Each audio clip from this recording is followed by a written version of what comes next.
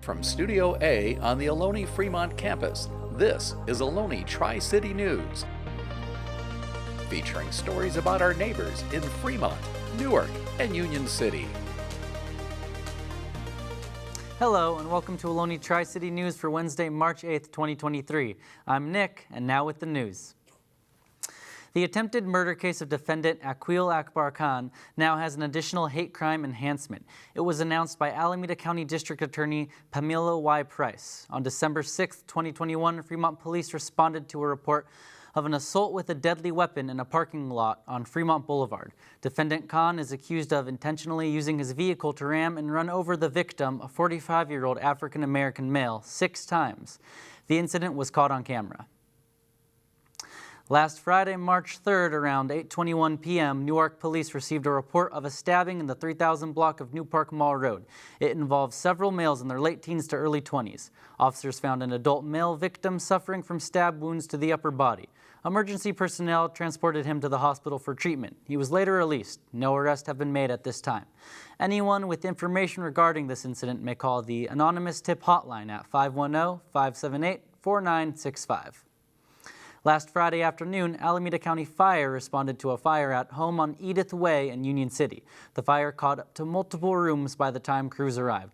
11 people have been displaced with no injuries. It took 21 firefighters to extinguish the flames within 20 minutes. What happens when you mix a photographer and a poet? Here's Morgan with the story. The Tree Talk Poems in the Air exhibit, hosted by the Olive Hyde Art Guild, showcases multiple poems corresponding to art pieces. Each piece is unique because of the variety of mediums used. Photographer and artist Dottie Chichon and poet Nellie Capra collaborated for this exhibit because of their love for nature and communication. Chichon and Capra's message is that trees talk through their roots. They tell the trees' stories through their poems and artworks. Guests read each poem and admire each art piece in efforts to learn more about their stories and lifetime. This free exhibit is open from noon to 5 p.m., Thursdays through Sundays until March 18th. For more information, visit olivehydeartguild.org. This is Morgan Oviatt for Ohlone Tri-City News. Don't tune out. Ohlone Flea Market returns after a long hiatus. More information after the break. I tell my son, I love you every single day. I love you. Now, my dad has never said that to me. Not because he doesn't love me, but because culturally it wasn't comfortable for him. Now that he's a grandfather, he says, I love you to my son every time he sees him. My advice to all the fathers out there, forget the cultural restrictions. They grow up way too fast for you to waste even a single precious moment.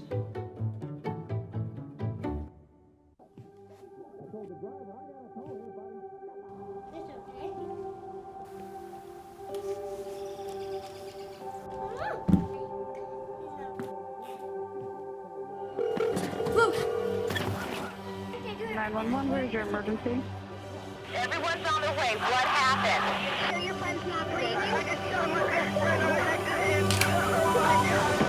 dead? Yes, please get my mom and dad. Oh my God! Visit the Fremont Downtown Event Center tomorrow between 4:30 to 7:30 p.m. to get an on-the-spot job screening with the Fremont Parks and Recreation team. Jobs are seasonal and year-round with flexible hours ranging from $16 to $33 an hour. For more questions about the summer job fair, call 510-594-4327. For the first time in 8 years, the Ohlone Fremont campus is bringing back their flea market. This event is this Saturday, March 11th from 9 a.m. to 3 p.m. Local vendors, food, and crafts will be provided for all attendees at Lot C. You can find more information at their website. More flea markets are scheduled on the second Saturday of every month. Ohlone College is right next door to a wilderness area. Along with other students, wild animals are prowling the campus. Here's Charles with the story. Ohlone is a suburban college campus situated in the Fremont Hills, and it backs up to the East Bay Regional Park System. 3,000 acres of wilderness and wild animals are our neighbors.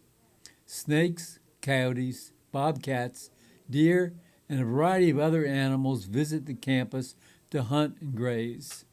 And in the late spring and summer, snakes like to sun themselves on the campus plazas and steps.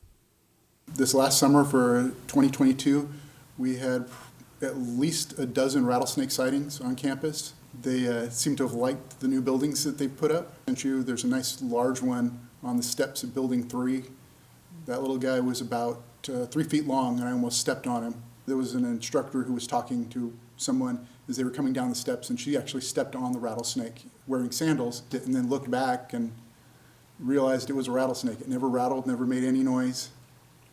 Some of the wild animals that visit Ohlone are coyotes, who cruise the campus to snack on ground squirrels. They've been hunting through, they clean up a lot of the ground squirrels that we get around the buildings. They come out usually after everybody leaves around 1, 2 o'clock in the morning, hunt around the campus until everybody starts showing up around 7, and then they kind of disappear. California ground squirrels. They're everywhere around here. The problem is the students like to feed them, so they get nice and fat, and then the snakes come around to feed off the ground squirrels if the coyotes don't get them first. Officer Jamie Barton has been patrolling the Ohlone campus for 24 years. He has seen some strange animal behavior, like turtle stacking and bat attacks. Get that turtle stacking going on in the summertime. They fight for the best sunny spot. And usually the little turtles will climb on top of the backs of the bigger turtles to steal their sunlight so they can get warmed up. A few years ago, we had a bat get into a classroom in the evening during the middle of class, and it was flapping around, and many of the students were uncomfortable and were running out of the room when we got there.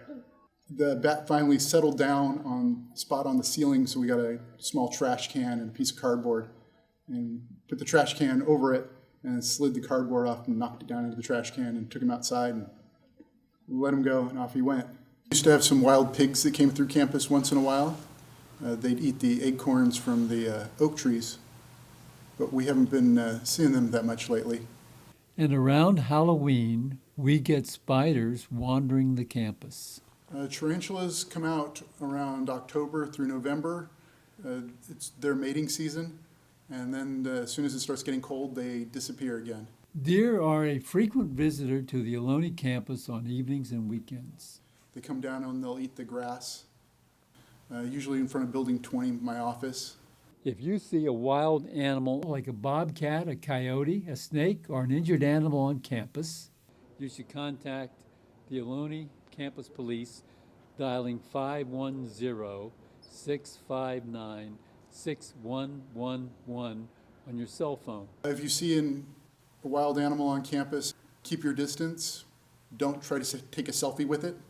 If it's something that might be dangerous or injured, like an injured deer, we've had a couple of deer been hit by cars, or a rattlesnake, report those to campus police, and we can come out and deal with the rattlesnakes. We'll relocate them to a more suitable area away from the buildings, and the deer refer animal control to take care of them if they are injured. Well, this is their home as much as it is ours, so we just let the animals be as long as they're not harming people or people aren't trying to harm them. This is Charles Bolton signing off for Ohlone TriCity News. Now it's time for entertainment. Scream 6 is coming out this Friday, and the reviews have come in. Many say this rendition of Scream is quite fun and outstanding for a slasher, and possibly one of the franchise's best sequels. Many also call it one of the most brutal out of the series, filled with surprising twists and acts of suspense. Some others say while the film starts off exciting and sharp, it ends up feeling stale as it goes on, giving it a dull ending. And if you need to see this next installment now, there is a Scream 6 3D opening night fan event taking place tomorrow at 5 p.m. at various theaters in the area. Tickets are on sale now. 65, starring Adam Driver, also comes out tomorrow. The film is about a futuristic pilot who crash lands on what he thinks is an unknown planet, only to find he is on Earth 65 million years ago. Facing a world of prehistoric creatures, Driver must find his way home. Many early reviews are calling the film just okay and lackluster. Adam Driver's acting performance and the neat action sequences carry the film. However, it just isn't enough. And other than those two factors, it is hard to stay invested. If you're looking for a new documentary to watch, specifically revolving around real-world mysterious conspiracies, check out MH370, the plane that disappeared, over on Netflix. Out tonight, the documentary covers the disappearance of the Malaysian Airlines Flight 370, which vanished from all radar with all 239 passengers on board back in 2014. To this day, no one knows the whereabouts of the plane or the passengers or whatever happened to them. This documentary covers different theories as to what might have happened and hopes to shed some light on the situation. The new trailer for Teenage Mutant Ninja Turtles Mutant Mayhem just came out a few days ago. From Seth Rogen, this new reboot covers the four turtles trying to win the hearts of New Yorkers after being sheltered from the outside world. In doing so, they find themselves trying to face a new crime syndicate in which they may be in over their heads. This take on the turtle characters seems fun and exciting, donning a clean new animation style inspired by the looks of the Spider-Verse movies and Puss in Boots: The Last Wish. And in the world of music, the band Kiss announced tickets for their End of the Road tour are now available on pre-sale, and they are going fast. Gene Simmons, Paul Stanley, Eric Singer, and Tommy Thayer revealed that these last 21 shows are going to be a fitting tribute to their 6-decade career and the tour of a lifetime. Tickets for the legendary rock band go on sale officially this Friday. And that's it for entertainment. Fremont's Fun Run is bringing attention to Parkinson's disease. More details after the break. When I was 10, my mom got deported. We had a difficult time, and I feel that's why I didn't get to finish school. My husband is really supportive in a way that he pushed me to go back to school. She wants to have a career so her kids can look up to her. They both keep me motivated to go to school, and they see that if I do it, like, they can do it too, you know? I feel that everything's possible. Find free adult education classes near you at finishyourdiploma.org. Recently, the western U.S. has averaged more than 1,900 earthquakes and 3,800 significant wildfires each year.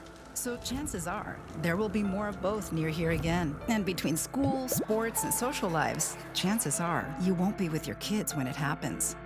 Will they know what to do? Ready.gov/kids has all the educational tools and information to make the conversation easy. When the time comes, chances are they'll feel prepared, not scared. So talk with your family today. Last week's closure of northbound I-680 has been postponed due to rain. The highway will be closed between Sunol Boulevard and Bernal Avenue starting at 10 p.m. this Friday, March 10th, and reopening at 5 a.m. this Monday, March 13th. In the case of rain or unanticipated developments, the closures will be rescheduled and the public will be notified. On Sunday, a wonderful Bay Area race for both youth and adults brought attention to Parkinson's disease. Here's Vincent with the story. The Mark Green Sports Center celebrated its 15th anniversary Sunday with the Superhero 5K Fun Run. The race began at 9 a.m. at the Union City City Hall. More than 100 people from the Bay Area participated.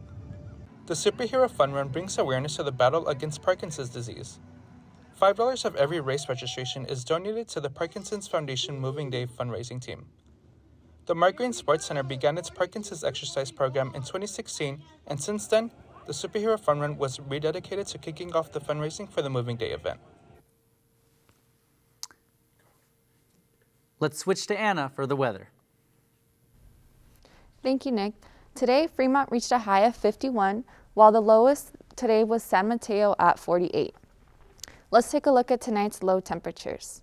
Tonight, the lowest temperature will be in Fremont and most surrounding cities at 42, and the highest will be in San Francisco and Santa Cruz at 47. Let's take a look at tomorrow. Tomorrow, the highest temperature will be in San Francisco at 56 degrees, while the lowest will be in Dublin at 53. Let's take a look at this week's forecast. As we can see, today seems to be the last day of sun, while the rest of the week seems to be pretty rainy. That's it for this week's weather. Back to you, Nick. Thank you, Anna. Here's a fun fact. Did you know that Fremont is ranked as one of the happiest cities in the U.S.? More details after the break. Meet the scan, a simple procedure whose mission is to detect lung cancer early.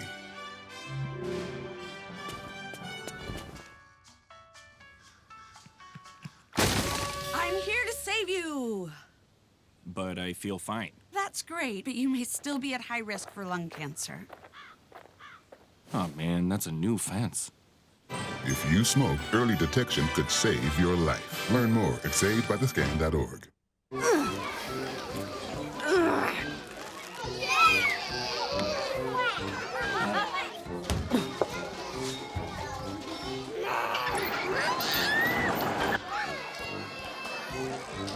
If you love them enough to crawl into a play place to get them to come down,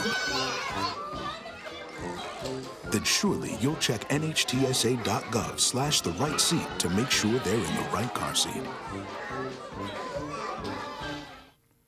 On Saturday, February 25th, the American Red Cross partnered with Alameda County Fire and Bay EMT in an event called Sound the Alarm, Save a Life. Home fires are extremely life-threatening, and having a functional alarm could cut daily deaths by half. The goal of the Union City event was to meet with residents and install lithium battery-powered smoke detectors. Over 60 families signed up for free installation. Now here's Garrett with the sports. Basketball season ended 2 weeks ago in a heartbreaking loss to Boat College in the first round of the Northern Men's Regional Tournament. We would like to give a shout out to a few players that won a few individual awards. Josh Niusul made it to first team all defense, first all conference. Jalen Jones wins first team on conference. Matt Villanova was all conference honorable mention. Last Wednesday, March 1st, Ohlone softball took on Sierra College at home, resulting in 9-0 loss. Our Renegades came up with only 3 hits and struck out 9 times. So far this season, the Renegades have no wins in the conference. They can't risk another loss if they look to turn around their season. The Renegades' next home game starts at 10 a.m. on Saturday on the Ohlone Fremont campus. Come out and support.